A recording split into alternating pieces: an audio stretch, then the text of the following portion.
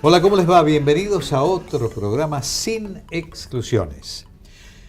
Hoy, por pedido expreso de mi productor, no voy a hacer una introducción muy larga porque los temas que vamos a tratar son por demás importantes. Porque vamos a hablar de Latinoamérica en general y de las motivaciones de la gente, la sociedad, cómo reacciona frente a lo que está ocurriendo.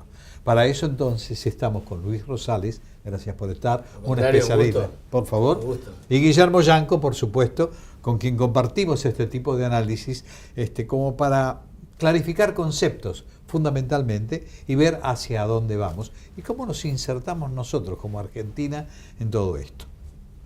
Jóvenes, hay 5 países en principio de los latinoamericanos que hay con problemas: Perú, Venezuela, Brasil, Paraguay, Ecuador.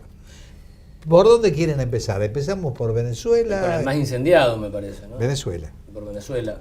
Si me permitís, Guillermo. Adelante, adelante. Creo que los venezolanos están viviendo un momento muy complicado.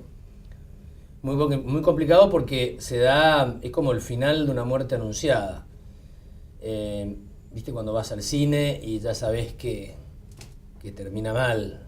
¿Quién es el villano? Y más o menos tenés una idea de cómo sigue el guión y cómo va a terminar. Y me parece que va a terminar mal esto. Porque no hay ánimo por parte del gobierno de ceder, de escuchar, de sentar a las partes, a conversar, a tratar de llegar a un acuerdo. El Papa Francisco intentó, ofreciendo los servicios del Vaticano para eso, y fracasaron. Así que me parece que las instancias que quedan en Venezuela son pocas y graves, muy graves. Se está acelerando la descomposición del régimen. Muchos se preguntaban cómo se podía categorizar lo que había pasado en Venezuela, esta decisión de Maduro de cerrar el Congreso, después de dar marcha atrás.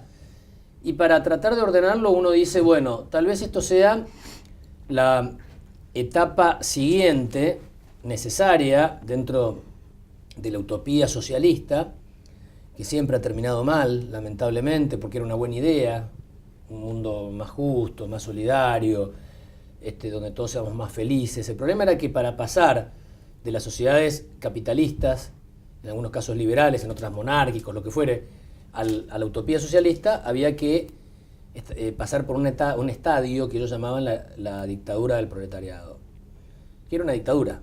Y en general, en todos los casos, se quedaron ahí. No pasaron a otra etapa. Por supuesto. Y ahí tenés a Stalin, a Mao, a Ceausescu, a Honecker en Alemania, o más discutido, a los propios Castro en Cuba, ¿no? Entonces, Maduro podría ser uno de estos casos, y entonces están ahí en esa etapa, pero sería bastante, yo te diría, un esfuerzo inútil del pueblo venezolano, si esto fuera así, porque el final de esta historia es anunciado: o cae el dictador, o, en todos los casos estos que hemos mencionado, o están ahí mendigando ya muy grandes, de muy avanzada edad, los Castro mendigando dónde instalar hamburgueserías norteamericanas. Tanta revolución, tanto esfuerzo para terminar así. Pero está la otra lectura, que es mucho más grave, que es que Maduro no es mucho más que un dictador, que está desesperado por aferrarse al poder, y frente al 80% de imagen negativa o más, al desabastecimiento, a la inflación, a las revueltas populares, no le queda otra que dar manotazos de ahogado o zarpazos de fiera herida. Están esas dos interpretaciones. Ahora, antes de darte la palabra a vos, una sola opinión, que el sostén de Maduro es el ejército y es el general Diosdado Cabello. Y él no va a alargar tan fácilmente lo que está consiguiendo como consecuencia de que Maduro está en el poder. Es más, algunos dicen que es el que mentalmente es el que maneja el gobierno. Bueno, has dado en la clave vos, porque la verdad es que todas las lecturas que se hacen desde afuera de cómo puede evolucionar Venezuela, todas te dicen, depende cuán consolidado esté el frente interno del chavismo. Es decir, si los militares están homogéneamente detrás de Maduro, o si hay resquebrajamientos ahí, o si por otra parte otros sectores porque el chavismo es medio complejo en su construcción, no solamente el ejército, tiene otros sectores también, algunos otros sectores pueden irse desmembrando. De hecho, la marcha atrás que realizó... Por esta mujer.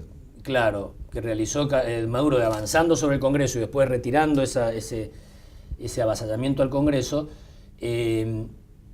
Página 12 no puso errorismo en la tapa como había puesto con Macri cuando avanzaba y desandaba. Bueno, Página 12 siempre ve desde un lado todo. Absolutamente. Pero digo, este retroceso de Maduro tiene mucho que ver, dicen, los ruidos que esto produjo adentro, en el interior del chavismo, ¿no? Fundamentalmente la actitud de la fiscal, ¿no? Que Sí, después le dijo, sí. es completamente inconstitucional. Ahora, ¿qué motiva todo esto? A ver, Guillermo. Yo creo que Luis ha dado una síntesis perfecta de lo que es hoy Venezuela. Entonces a mí me queda pensar ¿qué lleva a estos personajes, que además son mediocres, como Maduro? Me parece que es demasiado decirle mediocre. Bueno, Es mucho menos que eso. lo dejo a tu consideración. No. La Jelinek, escuchame, no tengo nada que ver, ¿no? No sé quién es. Lo dejo a tu ¿Quién es? criterio. ¿Karina, decís vos? Sí, lo dejo a tu criterio.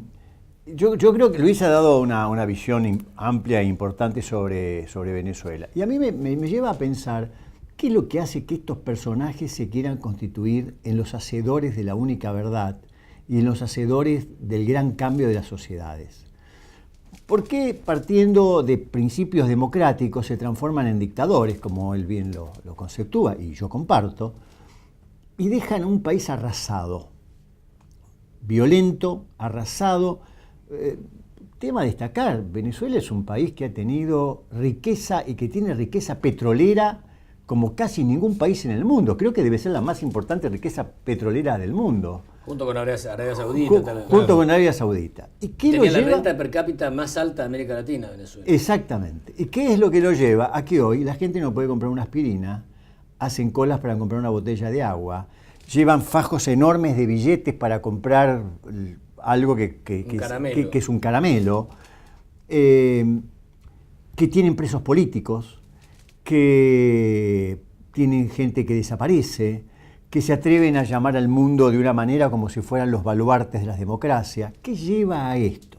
Y a mí me parece que nosotros, desde las sociedades y como pensadores, periodistas, analistas de la cuestión internacional o de las cuestiones humanas, debiéramos que esto sirva de reflexión a otras sociedades, porque todos los dictadores, todos aquellos que se han hecho totalitarios y todos aquellos que creyeron que iban a modificar el mundo y que se hacían vivir, creyeron que se quedaban con el país en el mundo, han terminado rápidamente. Pero 10, 12 años o 15 años, la historia de humanidad no existe. Y se lo traga un agujero negro. Se lo traga un agujero negro, manera, claro. De todas claro. maneras, todo esto tiene un principio que es el populismo. El populismo deviene, en última instancia, en este tipo de dictaduras, algunas en mayor grado, otras en menor medida. Esto es un poco lo que está ocurriendo. Porque la gente, porque si no, no podría ser lo que está ocurriendo si no hay un porcentaje de la población que está de acuerdo, ahora ya no, pero en su momento, que estaba de acuerdo con lo que les llegaba. No, obvio. Y Venezuela se merecía el chavismo en un punto, porque la sociedad venezolana era absolutamente injusta, pre-Chávez, absolutamente injusta, muy corrupta la política venezolana, sí. Muy corrupta. Entonces, hubo caldo de cultivo para que apareciera Chávez. Era lógico que iba a aparecer. Y la élite venezolana, yo me acuerdo haber ido a trabajar muchas veces en Venezuela, yo he trabajado para la oposición en Venezuela muchas veces, se nota, yo trabajé para el chavismo como estratega, como consultor de campaña, y lidiábamos al principio con los partidos tradicionales que se enfrentaban a Chávez. Y lo hacían, los dejó desubicadísimos, los dejó en offside a todos, porque Chávez fue como el primer Perón en un punto. ¿Había razones? Y sí, había razones. Uno está en las casas de esos hipermillonarios caraqueños y mira para el costado y están todos los cerros con las favelas, enormes, que el chavismo no las arregló, pero digo, ya estaban de antes. En un país con esa renta petrolera es... ¿Cuáles son las connotaciones especiales y las incidencias o lo que puede influir para nosotros, Argentina, o para los países de Latinoamérica?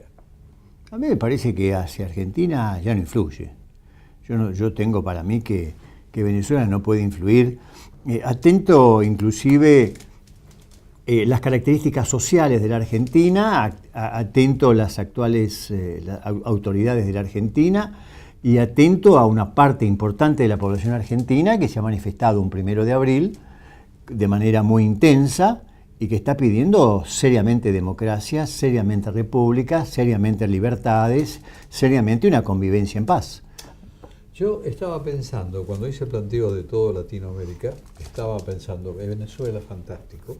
Se da en Paraguay el hecho de que modifican, de acuerdo a los comentarios y los análisis que han hecho determinados periodistas, que han hecho de la noche a la mañana, han modificado las condiciones de la electividad y la posibilidad de ser reelecto el presidente, generando conflictos realmente graves. Pero no se logró. Todavía no se sabe de qué va a pasar. Pero me parece que son conflictos de naturaleza diferente con respecto a los... Sí, por supuesto. Esto es... Pero hay una reacción. Sí, es más una, me parece lo de Paraguay, una jugada típica de la politiquería latinoamericana, el intentar quedarse, perpetuarse.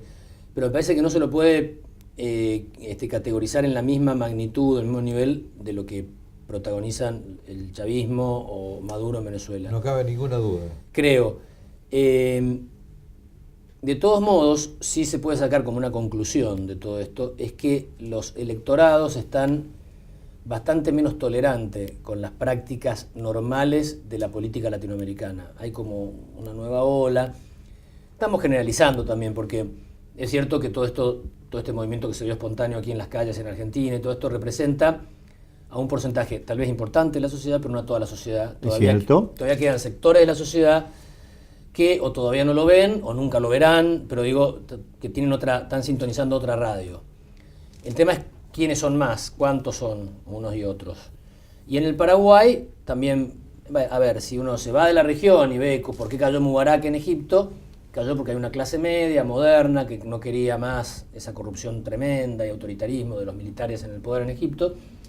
Lo derrocaron al Mubarak y después no lo pudieron reemplazar, quedó un vacío tan grande que lo llenaron los fundamentalistas musulmanes, que casi eran peores que Mubarak. Entonces, digo, en las sociedades está pasando esto. Hay cada vez más vastos sectores. Si la sociedad es una sociedad de clase media como la Argentina, probablemente estos sectores son la mayoría. Si la sociedad es muy fragmentada y una sociedad donde no hay clase media como en el Paraguay, probablemente los sectores estos sean más minoritarios. Pero hay un planteo en todas partes de las clases medias por hacer escuchar su voz. Es apasionante esto. ¿Me permiten hacer un pequeño corte comercial? Y volvemos. Pequeño. Cortito, ¿Te permitimos, ya que nos pedís permiso? Cortito, Sí. ACARA, Asociación de Concesionarios de Automotores de la República Argentina. A lo largo de tu vida vas a pasar 4 años y 3 meses en un auto. Así que mejor disfrútalo. Conocerte nos llena de inspiración. Descubrí por qué en citroenspiredbyou.com. Vuelve a Buenos Aires el Salón Internacional del Automóvil, del 10 al 20 de junio en La Rural, de 12 a 22 horas. Entradas anticipadas en tienda oficial del Salón del Automóvil en Mercado Libre, elsalondelautomóvil.com.ar.